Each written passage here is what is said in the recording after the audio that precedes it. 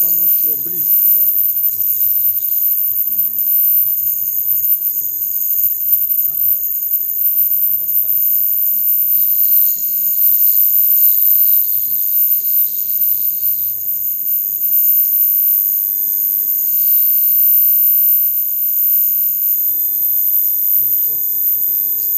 Да, пахнет. Вот она растворилась.